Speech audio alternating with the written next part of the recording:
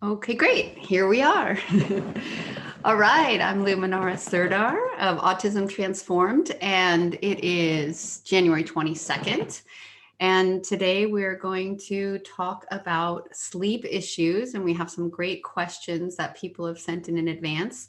And if you are watching on Facebook, feel free to type comments, questions in the comment section. And yeah, and on Zoom, you can also type them in. I know a lot of people don't have microphones and can't speak them, but you can also raise your little blue hand. I think a lot of people know how to use Zoom by now, but if you don't, if you roll your mouse, at least on a computer, and then you go down to participants at the bottom, you can click participants and a little pop-up screen comes up on your right, and then you can go to the bottom and say raise hand. And then we can, I think you can unmute yourself to ask the question when the time's right. And then, what else did I want to say? Oh, I think if you're on an iPhone or an iPad, you have to press the little 3 buttons and find participants. So anyway, and we have Beth Lambert here today of Epidemic Answers. And, you know, you've been on this journey for a long time. What do I want to say about you?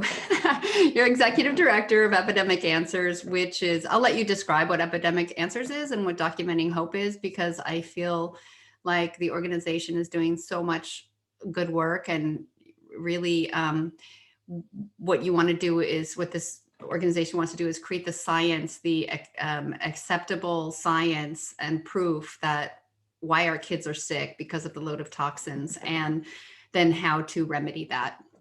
So, and then we'll get into questions. We'll talk a little bit about sleep. So, because I wanted to have a topic for today, but I'll put it all to you, Beth, and let you say something about Epidemic Answers and Documenting Hope, and just take it from there. Okay, so thank you, and thank you for being here. Yeah, of course, this is fun. So Epidemic Answers is a nonprofit organization. It's been around for about 10 years.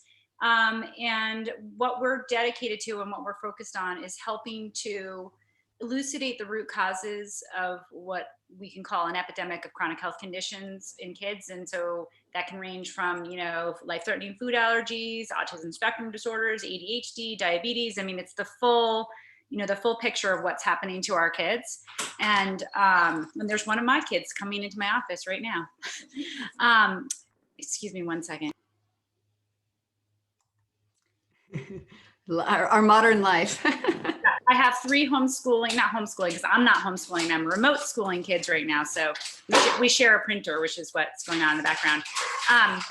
So Epidemic Answers has all kinds of resources for parents who are on the discovery journey about why their kids might be impacted, and what kinds of things they can do to actually reverse these conditions, because it's not really well known that many of these conditions are reversible, because that's not typically what we're told. And so we provide resources. Take a pill and that'll help. Yeah, exactly. A pill for every ill. So we provide resources in terms of educational materials, different kinds of directories for parents, like practitioner directories, health coach directories. And then we also have a research platform. So we have a program called Documenting Hope, which is essentially, as I mentioned at the very beginning, our goal or objective is to understand why there's so many kids. There's a lot of research pointing to why. Sick kids, you mean? Yeah, sorry. So why there's so many kids? We know why there's kids. We don't know why there's so many sick kids. Actually, we do know why. It's just that it's not part of the public consciousness yet. Or the mainstream thinking. Yeah.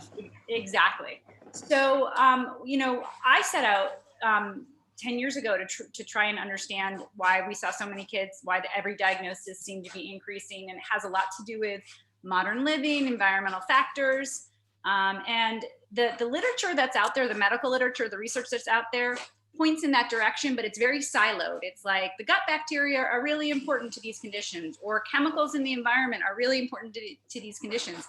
But no one's really looked in a meaningful way at the whole picture of modern living and how it impacts our kids. So that's what the Documenting Hope project is a research program to better understand and research and explore why there are so many kids today that are sick as a function of modern living, but also to explore, what do we do about it? So if we know modern living is impacting our kids in so many different ways, how can we modify the way we're living or have a different assumptions about the way we're living so that we can get our kids better?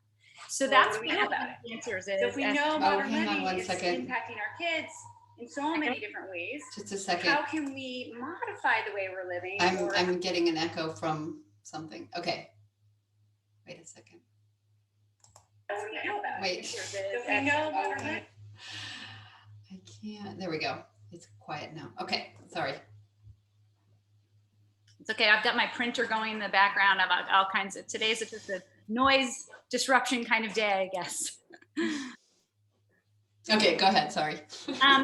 So I was just saying that, the Documenting Hope research program is doing science to elucidate the root causes and also show us a way forward, how we can, find paths to recovery and healing for our kids. So that's our organization in a nutshell and what we're working on. Can I say something real quick? Yeah, I think when you say a path to, helping these kids, I think what's happening right now is people go to their pediatrician and they're kind of they don't know what to do, and they're trained to give pills and to give Band-Aids, and I don't think they really understand the scope of the issue and what the root causes are. So it's not, like you said earlier, it's really not in the public consciousness, and I think this study that you're doing is going to go a long way toward putting it in the public consciousness. And it's just like, they don't know what they don't know.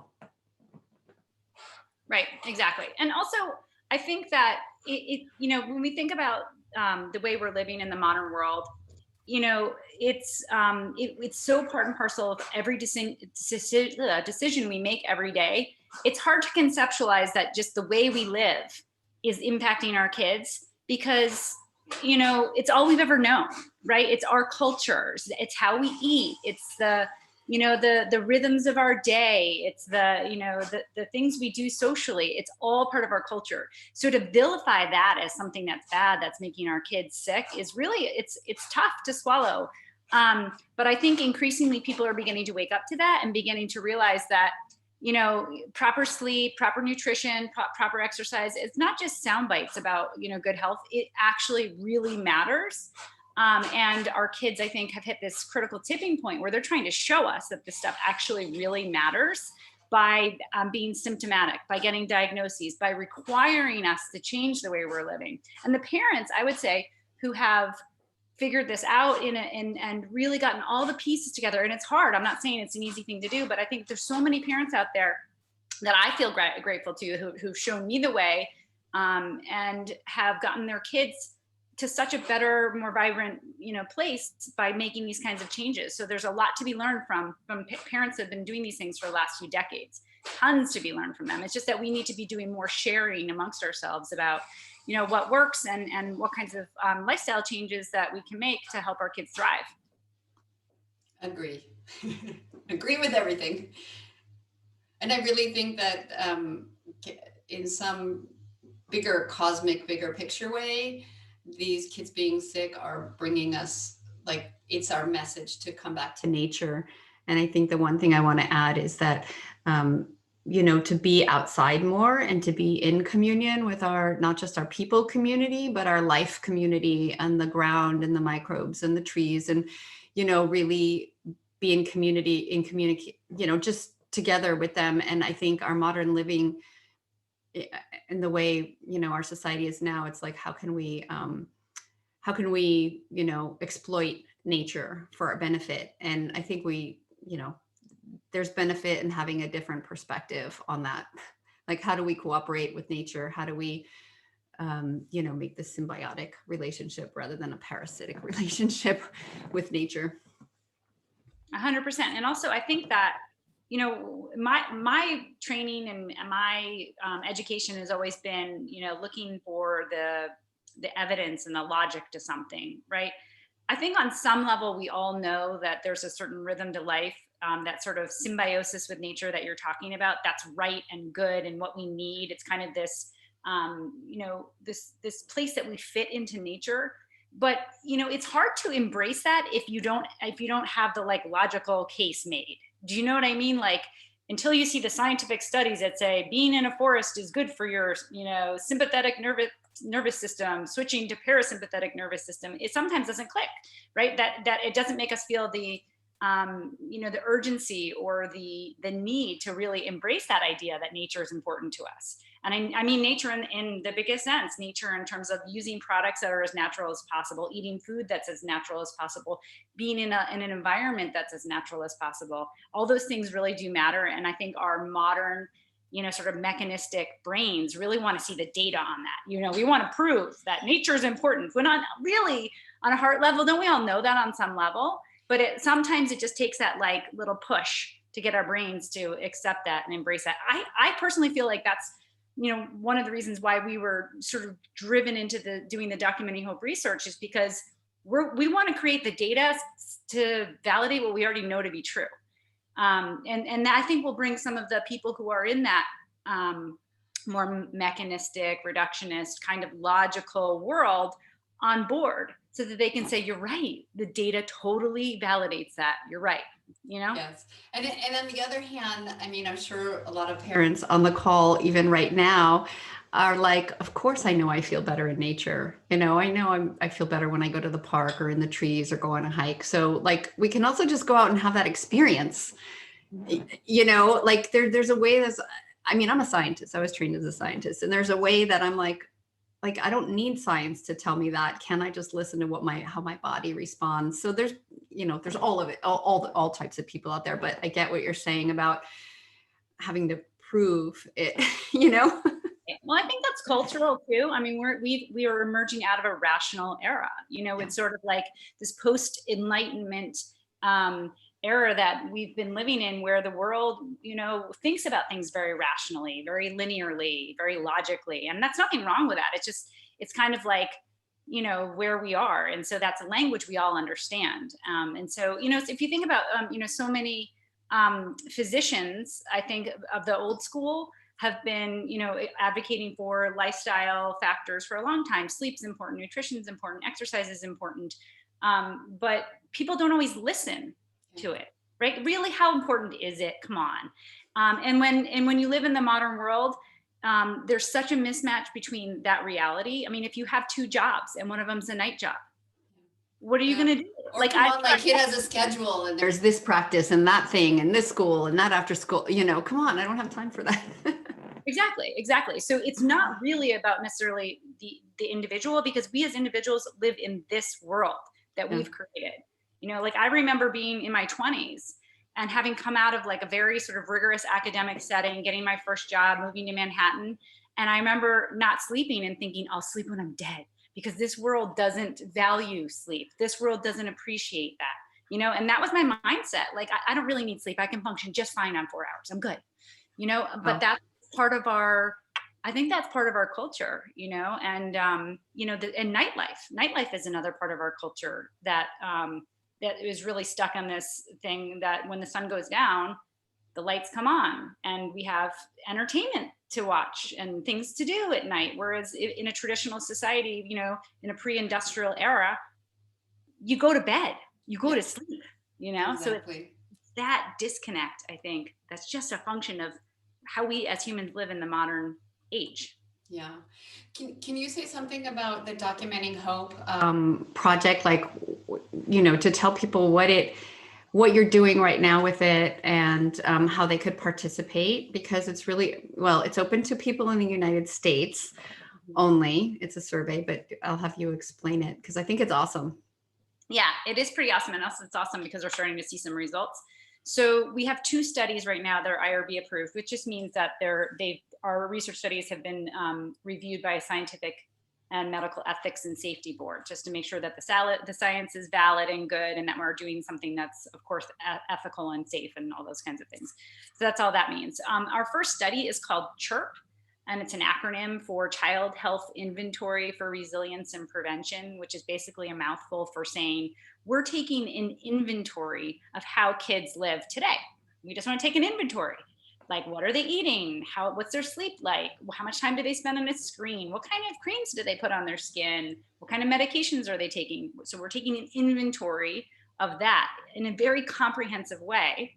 and comparing that to health outcomes, meaning, do they have diagnoses? Do they have symptoms? Do they have skin rashes, constipation, behavioral problems, sleep issues? So you're comparing those two things, right? So you can imagine, this is the way we're collecting this information is through a survey. It's an online, private, secure survey that parents take for children between the ages of 1 and 15. So you can imagine that what we're getting in terms of data there is we're getting a snapshot of how kids live, like down to the minutia of like whether they eat carrots or not. You know, do they use toothpaste with fluoride or not? I mean, it's really, really detailed. And then we're comparing that to what their health looks like. So we have a snapshot of what healthy kids look like and what do they do? What kinds of behaviors do they have on a daily basis? What are they eating? What are their parents' attitudes like? What's the spiritual culture like in their home? I mean, all these kinds of things. And then what does their health look like? You know, that they're healthy kids. What are those factors? And then we look at kids who have any kind of diagnosis, you know, all those chronic health conditions that are on the rise. We're collecting information about all these kids and what happened to them in their first year of life. What happened to them prenatally? Was there a preconception question? I mean, we ask over 900 questions. So what we're doing is we're asking parents for a big favor here, which is take this survey. It takes a couple hours. So it's kind of a commitment. It's like a volunteer opportunity. So we're really asking people to just step up to the plate and volunteer their time in service of our kids, so we can understand, like, what's it take to have a healthy kid versus what's going to, you know, precipitate or create a kid who has health problems. And we want to know the difference and have it be really clear so that we can provide guidance for future generations, because every parent wants their kid to thrive. Every parent wants a healthy kid who's living up to their full potential. And Luminara, you know, the vast majority of kids in the United States, but really around the world, mostly in industrialized countries, they're not living up to their potential.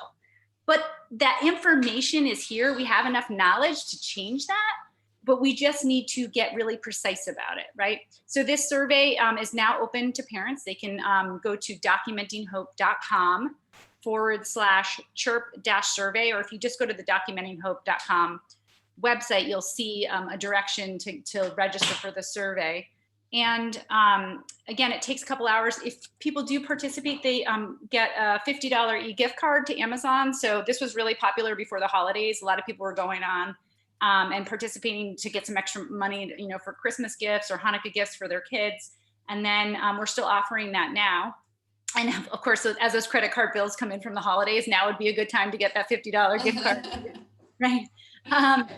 But we also have coupons and discounts. So, you know, we have a lot of partners who have given coupons, like Naturepedic, which is a great organic mattress company. They give 20% off of their organic non-toxic mattresses for people who have filled out our survey. BioClean, which has non-toxic cleaners. Branch Basics is another one with non-toxic cleaners. So that's all about the survey. And I highly encourage every parent to participate, because not only do you get all those perks, not only are you helping generations of kids, which is really the main reason to do it, right? Like, that is really going to change how pediatricians treat kids in the future, I think, right? But also you get a report back. So you sit down for a couple hours, you answer questions about your life and your child's life. It's all private. We de-identify the data. It means we take your identifying information and take it off, so that we just look at the data without any names or email addresses or anything like that. And then at the end, after you hit submit, at the very end, you get a personalized report, personalized to your child. So it can range from 50 pages to like 150 pages long. And it's a PDF that you can download. And in it, it basically spits out every question we ask, the answers that you put. And if there's an answer that flags that there's some kind of, that this thing is a stressor in your child's life, it's highlighted in orange. So for example, if your child sleeps next to a Wi-Fi router, we know that the Wi-Fi actually can be disruptive to their sleep. So that would be highlighted as a stressor in your report. So you can actually go through this report, look for all the things highlighted in orange, and it's somewhat of a blueprint for you to try and reduce the things in your child's life that are stressors. You can take it to like an integrative functional nutritionist or integrative practitioner who knows how to sort of look for root causes. And you can have them, you know, take a look at this report with you and help identify ways to overcome some of these stressors in your child's life. And someone asked the question, how is the information used and who has access to it? I'll put the link in the chat too. Great question. So how is the information used? Let me give you one example of how the information is used right now. So it basically goes into a secure HIPAA compliant database. So that means it's HIPAA compliant, means it's private, it's protected by the law to keep personal health information private. And then it is analyzed without de-identified information. So when we've analyzed the data, so we've done a data download so far and a first set of data that's come through. When we've analyzed the data, what we found is that the number of stressors a child has in their life, and that's through their life cycle, like prenatal stressors, neonatal stressors, birthing, stressors, things that happened in the first year of life, stressors that are current, like chemical exposures on a regular basis, all of that stuff together is combined to be called something, is called something we call total load, which means, the aggregation and combination of many stressors creates a load or a burden on an individual child, which precipitates health symptoms. So what we found is that the more stressors a child has, the worse their health tends to be. And it isn't just sort of physical health, like things that show up like eczema or diabetes or something like that. We're talking about mental health and developmental health problems too. So if your child has many, many, many stressors in their history, they're going to have, a greater level of health challenges. So this is really important finding, and we're continuing to analyze the data. But this is an important finding because what it says is all those things that we kind of don't really pay that much attention to, because on their own, can they really be that big of a deal? This little thing, and this little thing, and this little thing, right? They add up. Do I really need to worry about the SLS in my toothpaste? And like the fact that my laundry detergent has fragrance in it, do I really care? And that's how I feel, right? Like bodies are resilient and we can handle it, and that's all true. But at some point, the body can't really handle all those things cumulatively. They're synergistic and cumulative. So what I'm telling you is the little things actually matter, especially if you have a kid who is, having developmental challenges or whose immune system has gone haywire and you're having, allergies and eczema and asthma and all those kinds of things. The little things actually really matter. So that brings me to the second study, Luminara. You had asked about the Documenting Hope research program, and I've only told you about one study. There's a second study that we have, which is super exciting. It's called FLIGHT. So another acronym. FLIGHT stands for Facilitated Longitudinal Intensive Investigation of Genuine Health Transformation, which is a giant mouthful. Basically what it is an intervention study that asks the question, if total load matters, if the number of stressors that our children have in our life really matters that much and is making them sick, what happens if you reduce their total load? What happens if you reduce the number of stressors in their life and you increase the number of supports? So supports would be things like good nutrition, good sleep, outside time, touching the earth, being in nature, loving, caring relationships, having regular visits with a caring healthcare practitioner who understands all these things. So what I've just described to you is a study where we're taking a small group of children and we're running them through an 18-month program where we remove the stressors, we increase the supports, and we give them bio-individual care, meaning that they would be treated, for their specific issue, not because they have asthma or because they have autism, but like what's going on underneath the surface? What is, what's out of balance in their body, and what can we do to bring them back into balance? So this program is basically an opportunity to take kids who have some kind of chronic health condition, significant chronic health conditions or developmental or neurobehavioral conditions, bring them through the 18 months, making all these changes, really doing everything we can to help support them in a bio-individual way, and then tracking them over that time. So what happens to, the ecology of their gut microbes? Does it improve? What happens to the inflammation in their body? Does it go down? What happens to their nutrient status? Does it go from poor to good when we feed them lots of, vegetables and other kinds of nutritious, nutrient-dense food? So that's what the FLIGHT study is. And the other exciting part, which I think people get excited about the most, is that we're filming it. So we're going to take these children who are, you know, essentially new to this journey, this healing journey, who haven't had much help or support, which is the vast majority of kids impacted right now, unfortunately. And then we're going to do what we can to get them better. We're going to try and help them recover from their condition, essentially. So that is going to, that study's been approved, and we're building the infrastructure so that we can launch it this year. So hopefully we're going to be launching it early summer, and late spring, early summer. And we'll be doing it in one location in Northern Virginia. So that's the flight study. The whole program, the whole Documenting Hope program, is really about what's happening to our kids. Why do we have so many kids that have autism? Why do we have so many kids that have ADHD? What the heck is happening to our kids? And then really trying to understand it, but using it in the language that the world understands right now, which is science, data, you know, and really trying to make it, you know, concrete so that we can do something about this, right? I mean, that's what's driving this whole thing is, you know, enough. Our kids we cannot continue on this trajectory. If we have half of American kids with a diagnosed chronic condition, what's going to happen in the future? Every American kid's going to have a diagnosed chronic condition because the trajectory is looking like this. So yeah, and then look, that they become the adults. So what happens to our whole population? They're the decision makers, they're the managers, they're the politicians, you know, they're the people who run the country. So, you know, do we want them chronically ill? Beth, there's a question. Does flight study address airway breathing and sleep apnea in kids?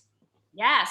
So I love the topic of, you know, sleep disordered breathing and looking at airway issues, because it is an issue that so few physicians, I think, were trained to look for, and they don't necessarily have the resources to help parents if it exists. But there's this whole new league of functional dentists and functional orthodontists this is what they do. Like, they know that breathing and airway and your oxygen levels are extremely important for any number of other health factors, you know, downstream from that.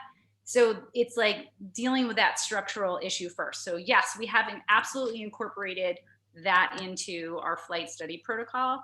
So the children, when they begin the study, they're going to be participating in a whole battery of tests: blood, urine, stool. They'll have a QEEG done, and they'll also be evaluated by skilled clinicians who will have we have a functional dentist who's going to look for airway and breathing issues, look for sleep disordered breathing, and we'll do what we can to remediate any issues or to help support the child who needs help. Like structurally, for instance, if there are restricted airway issues or a palate that needs to be expanded. So yeah. I'm just thinking about that question and your knowledge about that. The functional dentist and functional orthodontist, do you know where there's a listing of those for parents here or people who are listening to the replay where they can get those kind of services? So I don't know of a central place other than, so there's two thoughts I have on that. One is, if you go to epidemicanswers.org, we have a practitioner directory in there, and you can search for dentists.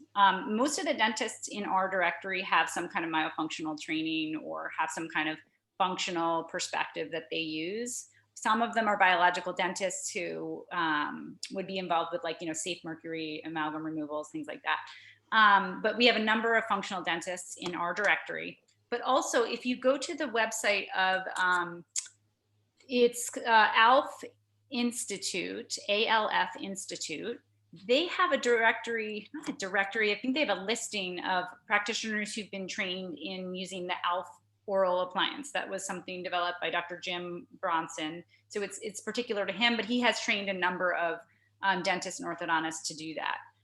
But I would just, if you're looking for somebody in your area, I would look up functional dentist in your city or town or what have you. They're out there. They're not as common as I wish they were, but they're there. And, you know, sometimes I know one person who routinely drives 6 hours to go see their functional dentist because they really wholeheartedly believe in the importance of airway and breathing to all the other health challenges that their child is dealing with. But that is worthwhile investigating. If you have one locally, you're lucky.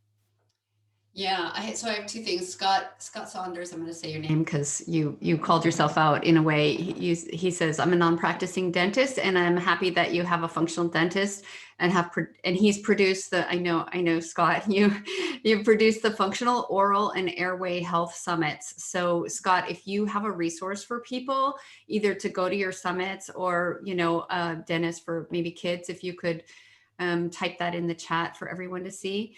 And Kara's saying, yes, please. And then wonder if you can expand a little bit on, you talked about the ALF appliance, and I know some people know what that is and some people don't. So can you just say a little bit what that would do to help with breathing and potentially with sleep?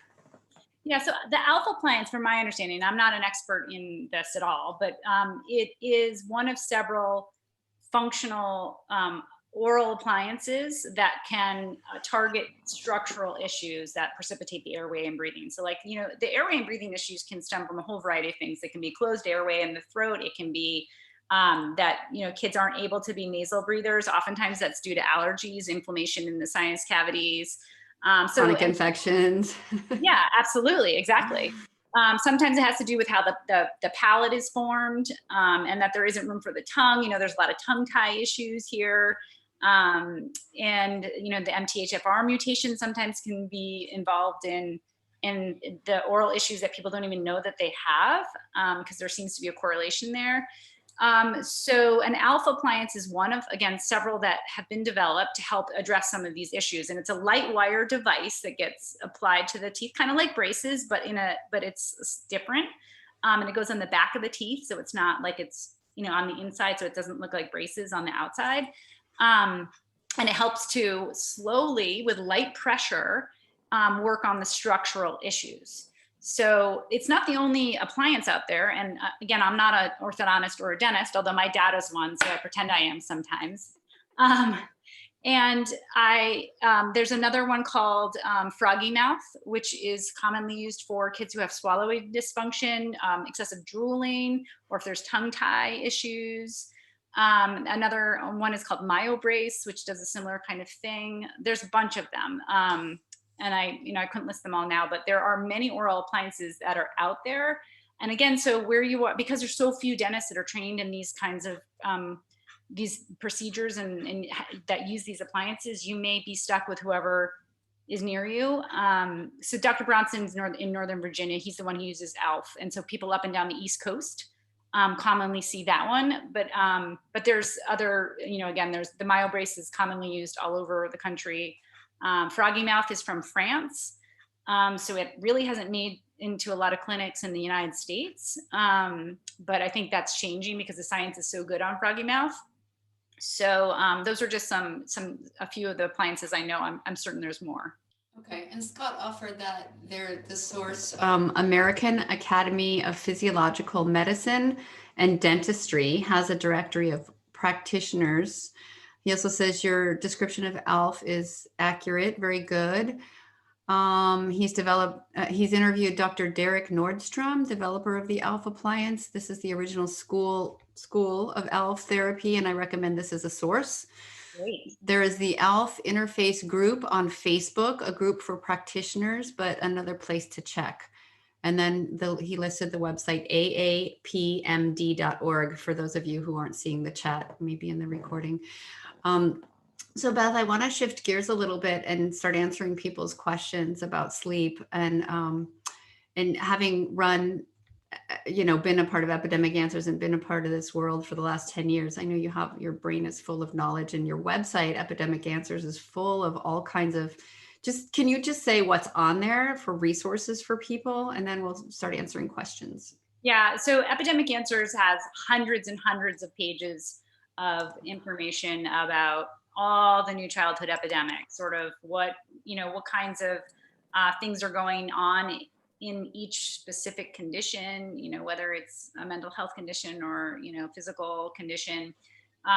And we have all kinds of information about different therapies, strategies, and approaches that can be used therapeutically. So, what's going on with my kid, and then what can I do to help them? So, we have information about myofunctional dentistry, myofunctional therapy and functional dentistry. We have information about developmental optometry. We have information about retained reflexes and how do you go about integrating your reflexes. So nutrition's a huge topic. Lifestyle is a huge topic. So what I suggest when you come to the Epidemic Answers website, and it's epidemicanswers.org, is there's a search bar at the top. So if you want to know about something in particular, that search bar is really great. And you're going to see all of the resources we have. So if your interest is sleep, just type in sleep and you'll see we have webinars, free webinars, which sometimes I look back at our webinars we've done since, I think we've done them since 2013.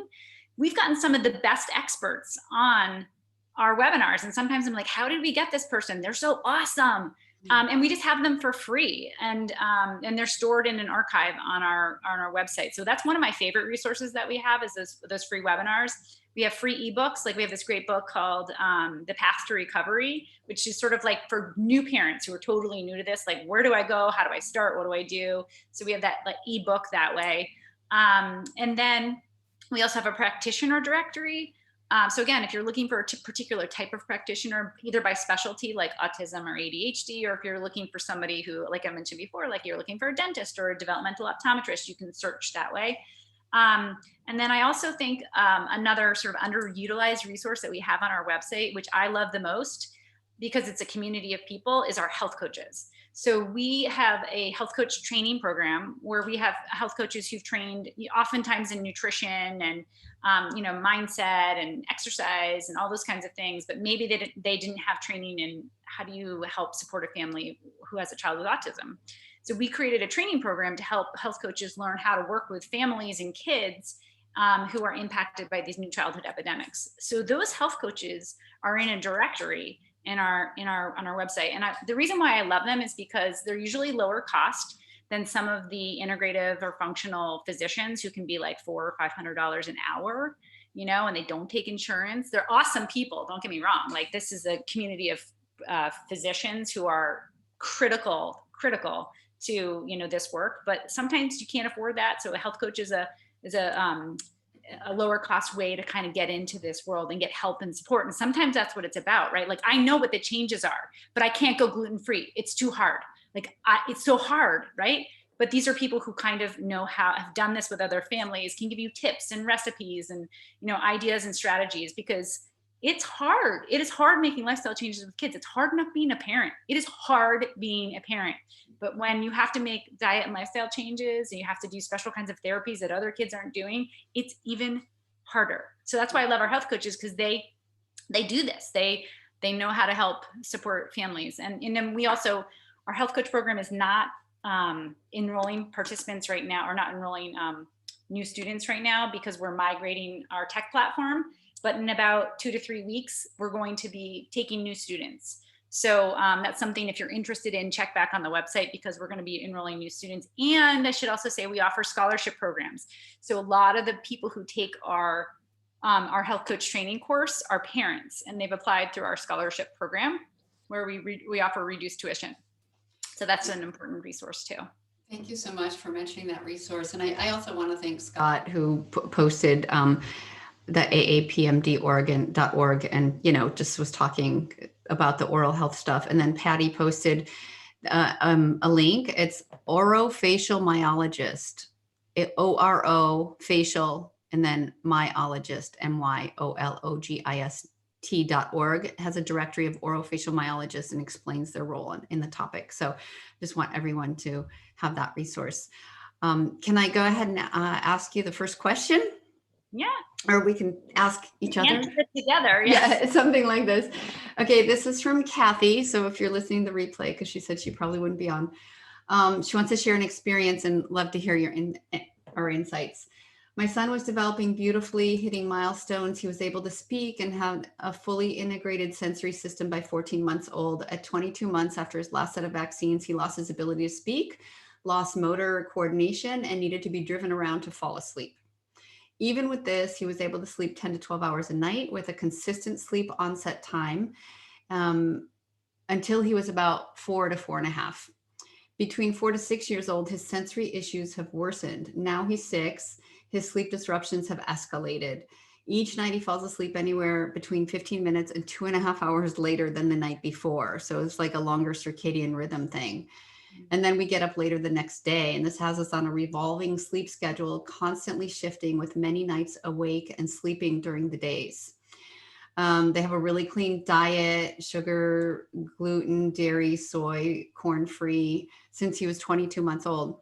He eats only whole organic foods and has several food intolerances. We've minimized toxins with our home environment as completely as possible, accounting for everything: water filtration, air purification, organic clothing, soaps, low VOC paint, EMFs, etc.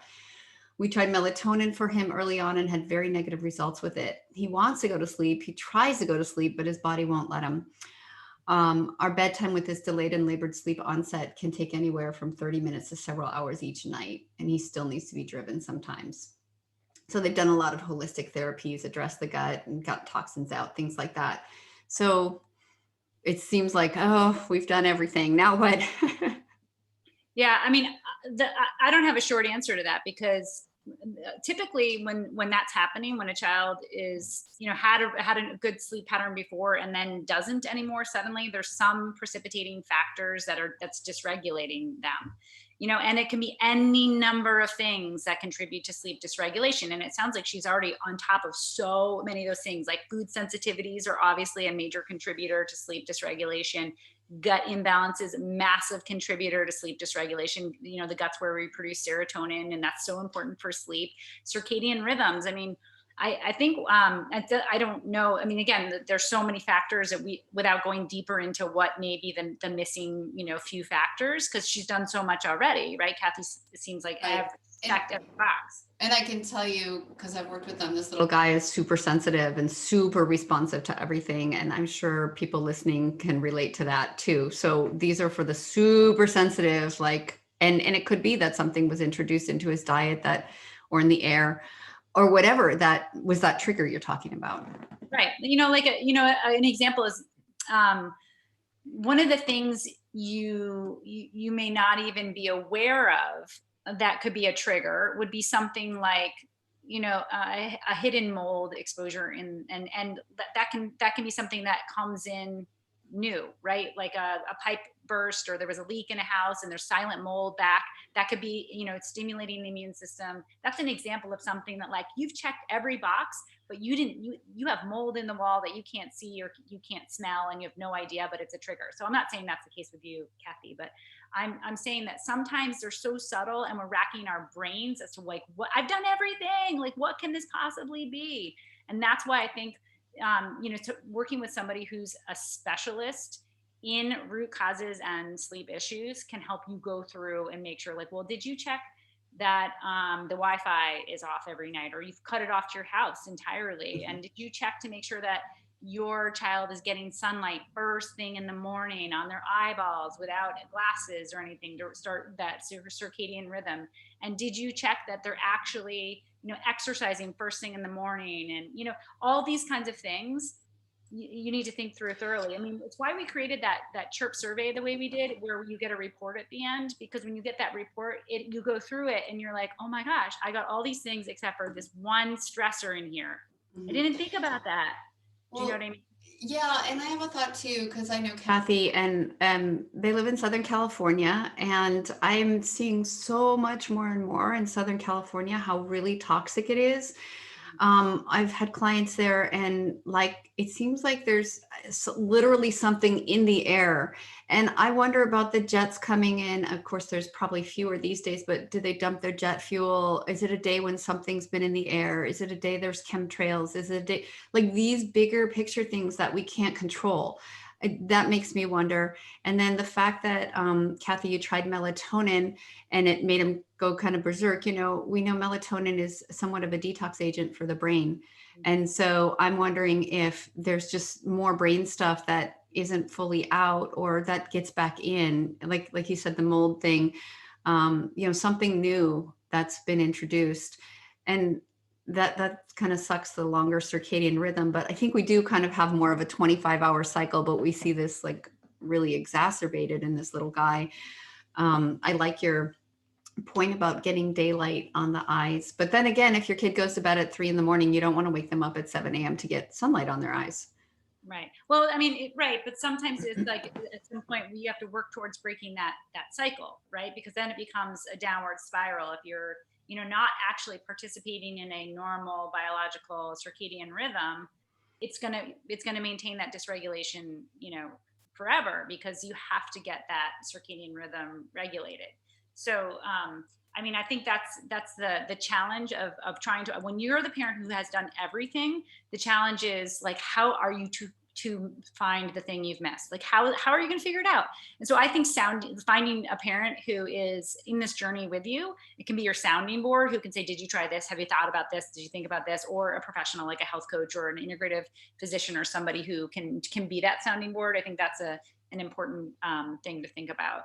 I cannot overstate the importance of outdoor time to sleep. I mean, it's one of these things that we're like, it's winter. Nobody wants to go outside. I don't care where you are in the country. Nobody wants to go outside in the winter, and we just don't get enough sunlight. And I'm not saying this is the root cause, but I'm saying it's a factor that I don't think is given enough importance. And also physical activity. Like I remember, I have two daughters and a son. And I remember when I transitioned from being a girl mom to a boy mom, I learned that boys have a totally different, or my son, I should say, not all boys, but my son had a totally different threshold for physical activity and what he needed.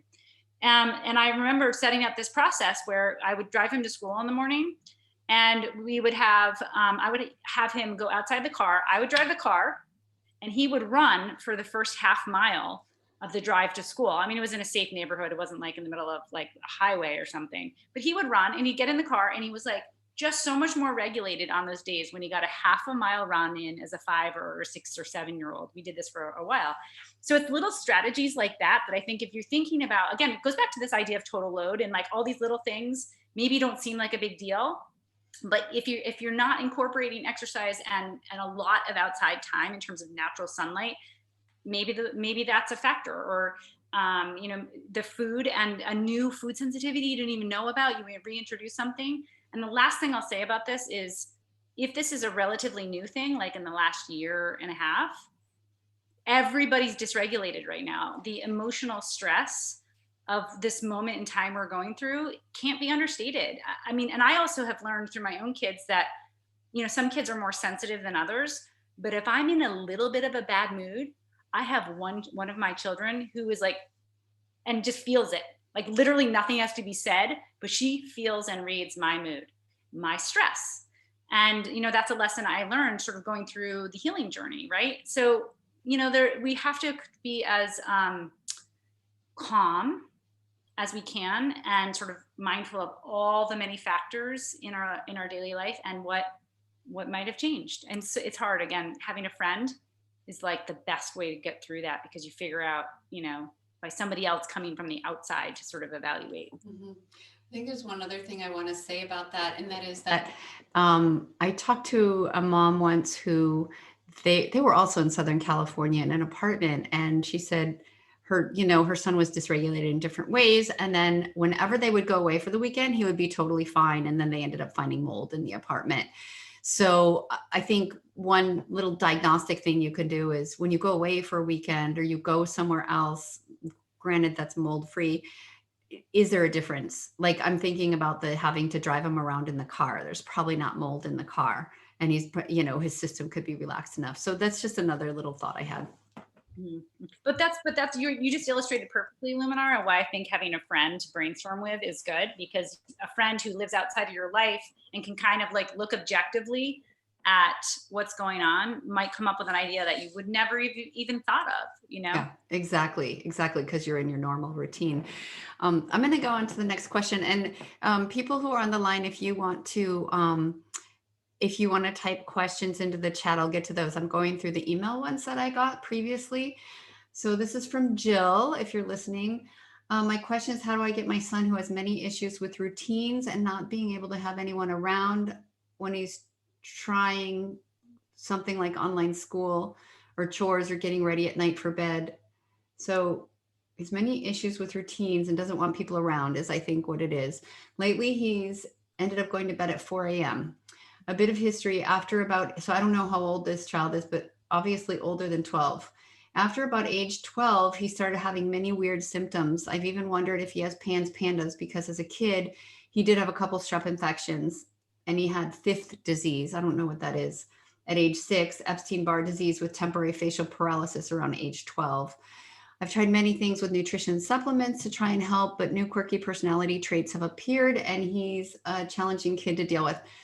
I've often wondered if he has OCD and ODD, so that would be oppositional defiance disorder, to OCD, obsessive compulsive disorder, just for people who don't know.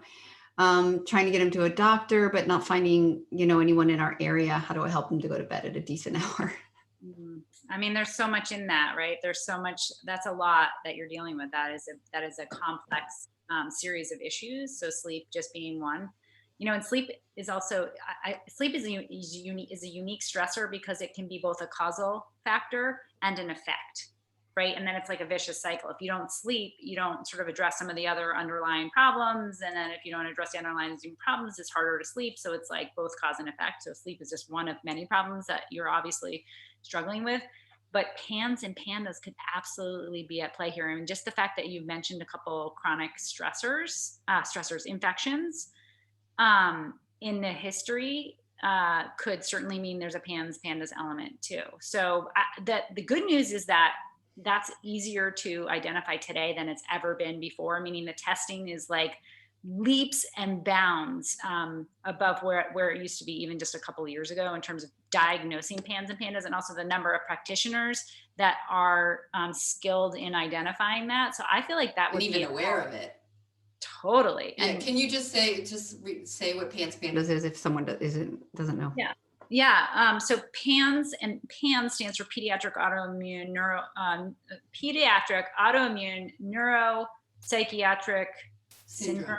Did I get that right? Yeah. And then PANDAS is associated with streptococcus. So essentially what it is, it's a umbrella term given to children typically, but it affects adults too, where they have neuroinflammation. It means their brains are on fire, their brains have inflammation. Usually what's identified that's a causal agent or contributing to that is some kind of chronic infection. So it could be something like EBV, Epstein-Barr virus, streptococcus. It could also be Lyme, a chronic Lyme infection. So like Borrelia, Babesia, ehrlichiosis, one of these chronic infectors. Oftentimes it isn't about just the microbe, it isn't because you have EBV, you're gonna develop PANS or PANDAS, but it's oftentimes present because the immune system can't basically muster the energy and function to be able to manage an infection. So right, it's suppressed in managing the infection, but it might actually be kind of overactive in like an allergy sense. Yeah, exactly. So what happens is that you basically have an autoimmune feature happening to brain tissue. So like the immune system is attacking brain tissue. And so if you can imagine all the many important functions that your brain does, behavioral, sleep, mood, all these kinds of things, depending on the region of the brain where the inflammation is, operating, you're going to see symptoms related that way. So it can be motor symptoms, things like tics, OCD behavior is extremely common.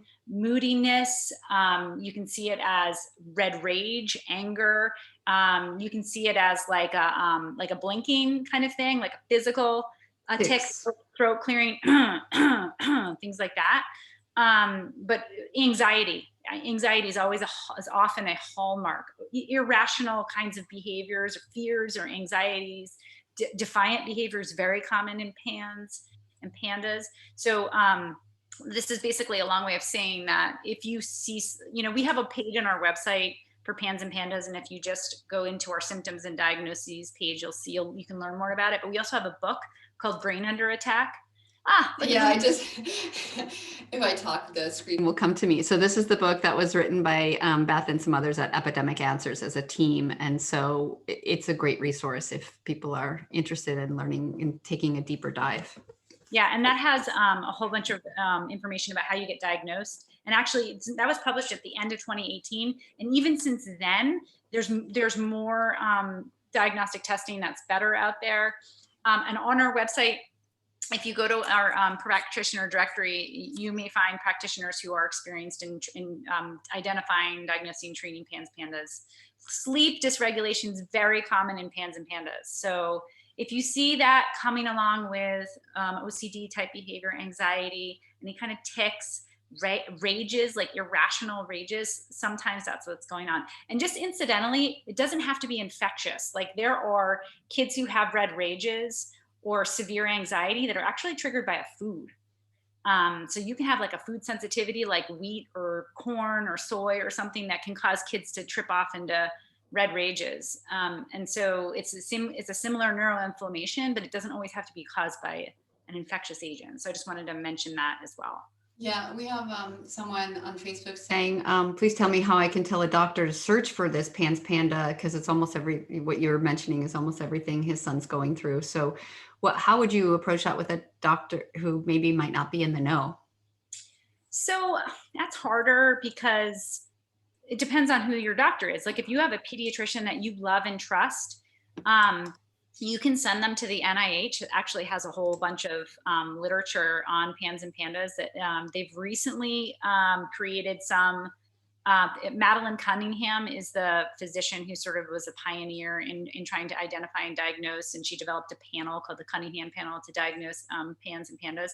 So you can point them to the NIH and the resources that are there. I would not personally, I don't know how you feel, Luminar, but I would not recommend the treatment approaches that are advocated by the NIH in terms of PANS and PANDAS. I would take a more holistic, integrative type approach. But if you can't get your pediatrician on board, find somebody else.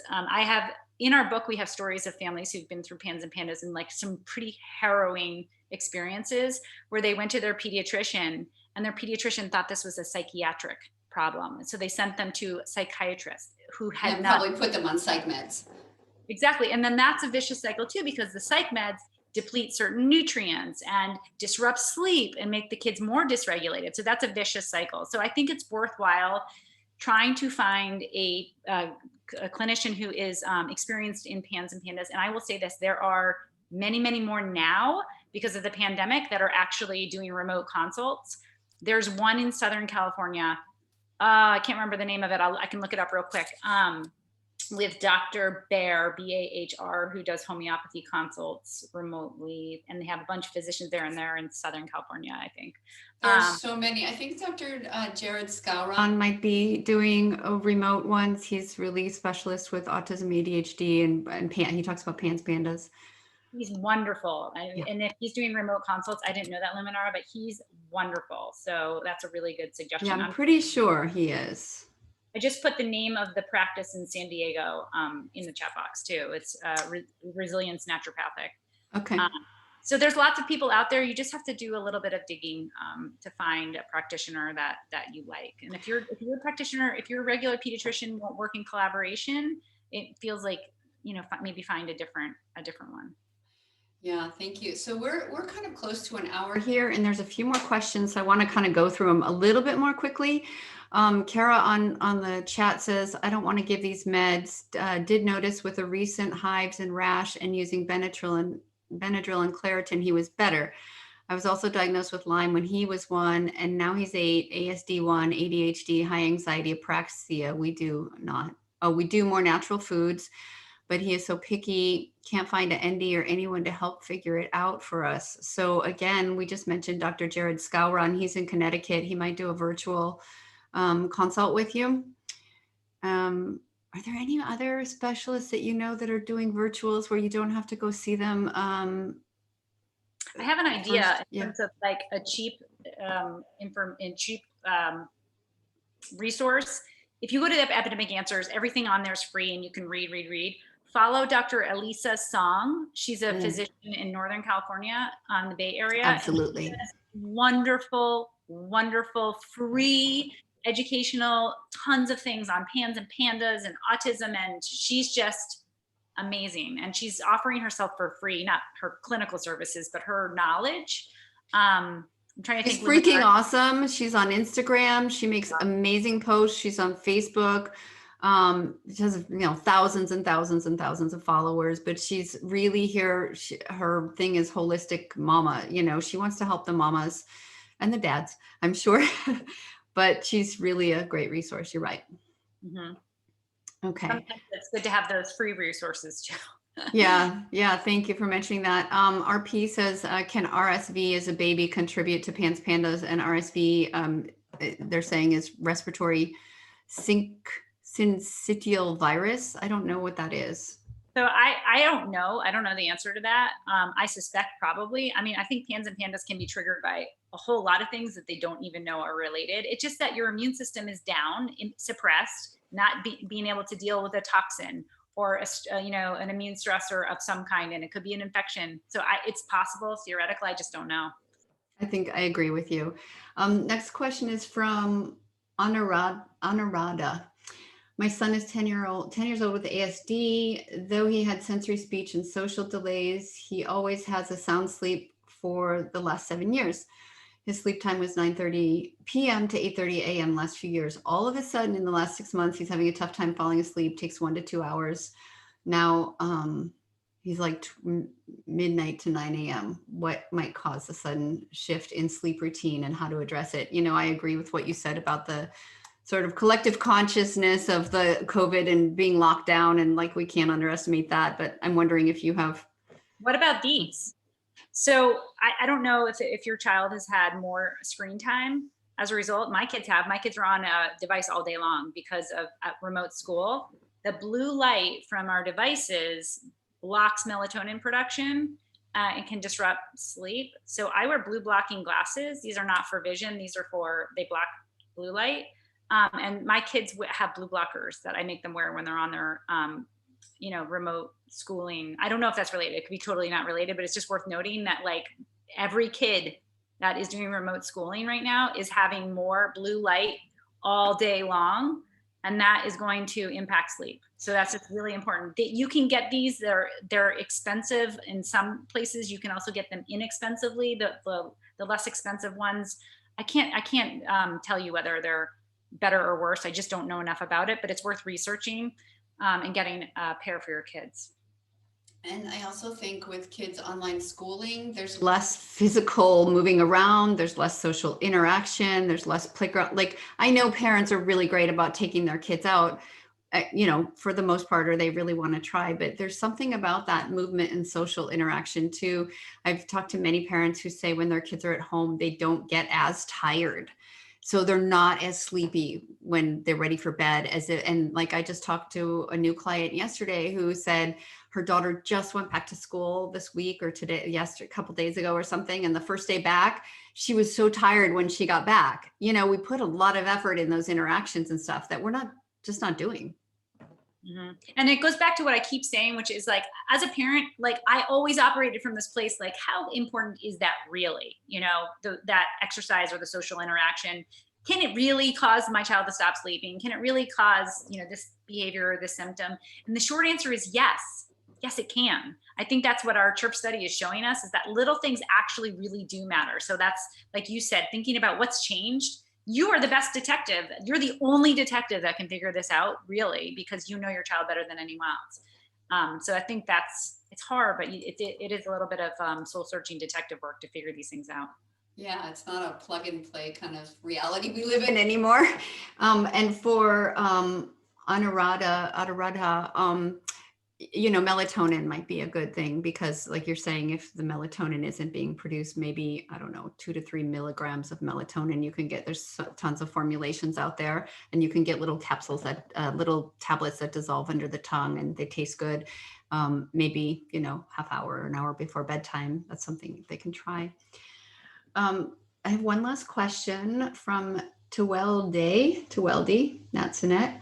My son is gluten-free, casein-free, soy-free diet, Epsom salt baths every night with lavender. Still, he doesn't sleep through the night. She tried GABA, melatonin, serotonin, a 5-HTP formula. None of them worked. What am I missing? Any ideas? Well, I mean, again, that goes back to thinking like biochemistry is important, and it feels like you have the biochemistry. Like you're exploring that avenue of biochemistry, meaning like what nutrients or supplements could we do to help, tweak this a little bit, but think broader than biochemistry. That's one, like think of it as like one spoke on a wheel, and the other spokes are natural sunlight, like a significant amount of natural sunlight, circadian rhythms, environmental factors, like is there Wi-Fi in the house? If there is, turn it off at night, or, you know, to whatever ability.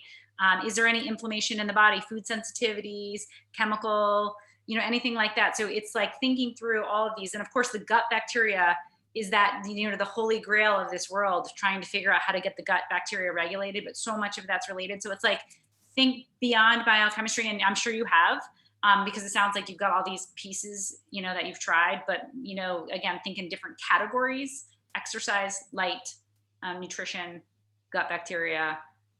What am I missing? Circadian rhythms, environment, sleep environment. You know, some people have tried this, by the way.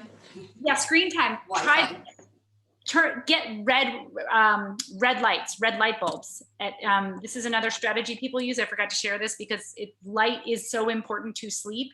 And if you have halogen lamps or the LED lights or fluorescent lights in your house, that's disruptive to sleep as well. So because they flicker, right? Because they do this flicker thing. Not that our eyes can detect it, but it's there and something's detecting it. And also the blue light, so incandescents have a better balance of warmer, full spectrum light. And some people put red light bulbs in, and they turn the red light bulbs on at night. So between like sundown and sleep time, they don't have regular lights. They have red, like literally red bulbs or orange bulbs, because that's closer to what, you know, the human being might experience in a pre-industrial age in terms of that regulation, the way that the body evolves. So that's another strategy I forgot to mention that some people try with success. That's great. Yeah, I think thanks for this, Beth. I think we're about ready to wrap up because I don't see any more questions coming in, and we got through all the email ones. So do we have any last thoughts on sleep or? Oh, I have a good one. I almost forgot. Epidemic Answers this month is doing a webinar on sleep with a sleep expert. Her name is Lindsay Hookway. She's from the UK, and she's an expert on baby sleep, toddler sleep, and sleep through to tweens. She has a book coming out on toddler to tween sleep. And so that's what her webinar is going to be about, is about toddlers to tweens. Like, how do we get our kids to sleep? So that's this month. So go to epidemicanswers.org and sign up for our newsletter, and you'll get an email about that. Or if you follow us on Facebook or Instagram, there'll be posts about it and how you can sign up there too. So Instagram, Facebook, or our website, and you can register for that sleep webinar. And you can ask her questions. She's an expert. She's like, she really knows sleep. Like, I'm not a sleep expert. So she's the person who, like, if you have these really complex questions, you can, there's like a whole hour of Q&A during that webinar. So it's a great opportunity. Take advantage of it. It's totally free, and probably packed with advice. Yeah, I'm thinking about the people who have the sleep cycle issues, like the longer sleep cycles. And, you know, I think I forgot one email, and I'm not sure I can find it, but someone did ask a question about kind of alternating sleep rhythm. I emailed it to you, and now let me see if I can find it, because it's where there's this cycle. I'm looking at the same time I'm talking, which is always a bad thing. It doesn't work very well. And then not the other, and then sleeping one night and not the other. Yeah, kind of like that. Mm-hmm. Yeah, I mean, wouldn't know how to address that. That seems like something Lindsay Hookway would have some insight into, because this is all she does is sleep. Like, this is her profession.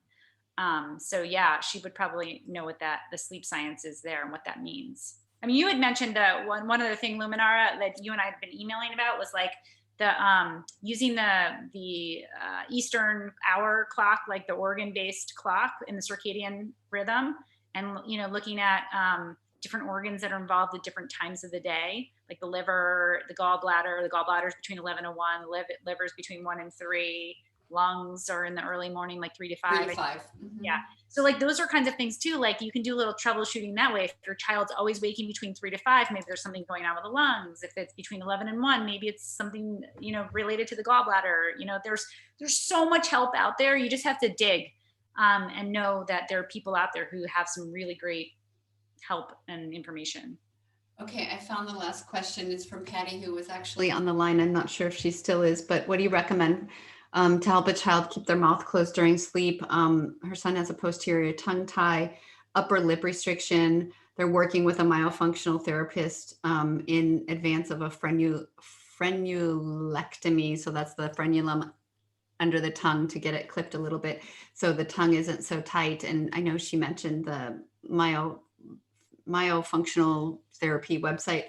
I find sometimes drool on his sheets pillowcase. So when I check on him at night, his mouth is closed. We've tried various products, myotape, Somnifix, but he pulls them off within minutes. And he has some sensory sensitivity on his face. So any tips or hints that she hasn't considered? I mean, I think Scott would probably be the best one to field this question. But again, like, I think that let the myofunctional therapy work. And also the frenulectomy should probably help with regard to that. The froggy mouth was designed for, the tongue, retraining the tongue to do certain things. And if there's drooling or, that kind of thing, there's a call coming into my phone, sorry. So anyway, Scott might have some suggestions on that, but I feel like give the myofunctional therapy time, and also, work with a dentist or orthodontist who can help address that as well. Absolutely. And there's one last thing I want to mention for everybody. And, this is my bag of tricks. So I have to say it because I truly believe in it, that, we're talking about the total load and all these little things that can add up and to kind of fill up a person's bucket. And the way to start emptying that bucket is to really start draining the toxins out of the body.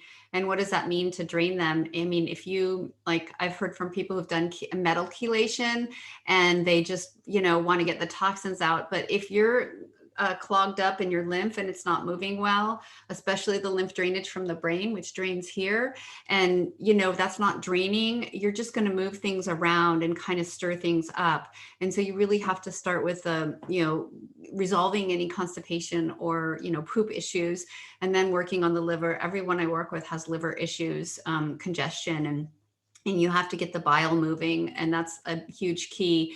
And as you empty that bucket, really empty some of that stuff, then if there's a new exposure or, something, I hear this again and again and again from my clients who were draining them and we're getting the toxins out, that, even a year later, it's like, oh yeah, we had gluten by mistake and my son didn't react the way he normally did. They're way less sensitive to things. So, just to start emptying that bucket and find someone, if you don't know how, maybe use a health coach from Epidemic Answers, or find someone who's going to really help you drain out the stuff from your child. And I'm probably going to have an online sort of program that's, going to be pretty low cost to parents relative to working with me one-on-one, and really walk you through the steps of doing that. And probably in the springtime, I hope I'll be ready with that. But it's something I'm so passionate about and making as a resource available to almost everyone. So that is going to lower overall sensitivities and help with the sleep issue. And when you help with the sleep issue, you have more time for healing and more time for draining, right? That's one of the things that happens when you sleep. So I don't want to underestimate the power of really taking stuff out. And that's what the flight study is all about, right? Taking stuff out of the kids. I mean, I think that is so important, Luminara. I just want to echo the importance of detoxing the body, because allergies and all these other things become much more prominent and pronounced when your body isn't able to detoxify. So you can, you don't necessarily make the connection between the symptoms, like let's say they're behavioral, and toxins. Like, how is that even possible? But it's really about the immune system and what it can handle. So your resource sounds awesome, Luminara. And then, what you're going to work on this spring. But I also put the name of a naturopath who's been really, her name is Dr.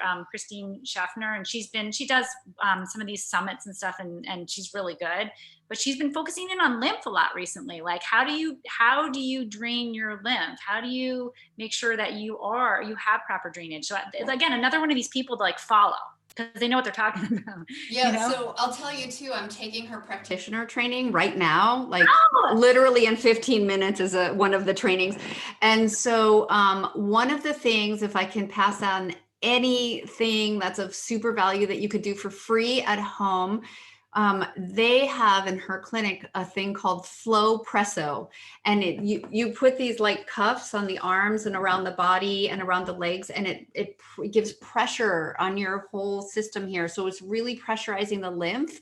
And think of a sponge squeezing out toxins. So it's like squeezing out toxins from what's called the extracellular matrix. That's all that space between your cells where toxins have plenty of opportunity to get stuck and not flow on. And then it opens up the lymph, and it also calms the nervous system. So it puts you into rest and digest so that you can go into healing mode. So that might be something you want to try with your kids before bed. But if you do that, I would suggest 1, they should be pooping regularly. And 2, you want to use binders. So that would be like activated charcoal or chlorella, because when you squeeze toxins, what's going to happen? They're going to leave here and they're going to flow through the body to the liver and through the bowels. And you want to capture them with the binders. So that's something that you said. Dr. Schaffner is talking about the lymph and lymph drainage, and also lymph drainage here. You can massage here, opening up before bed. And it's just so important in so many ways. So I just wanted to, echo that, and that, doing the training, that's, one of the places I've gotten a lot of my information. Mm-hmm. And skin brushing too, and yoga, like all those things move the lymph. So, but to your point, when you do it, when you're making sure you're excreting, then you're really going to have success with moving them out. Absolutely. And I just want to do one more last question, because Winifred texted me. My 14-year-old, after 6 years on melatonin, started hyperactivity, started giving lavender yin and yang, seems to help jasmine. Instead of sleeping, I started giving him jasmine yin and yang. Any other ideas? It sounds a little bit like puberty issues.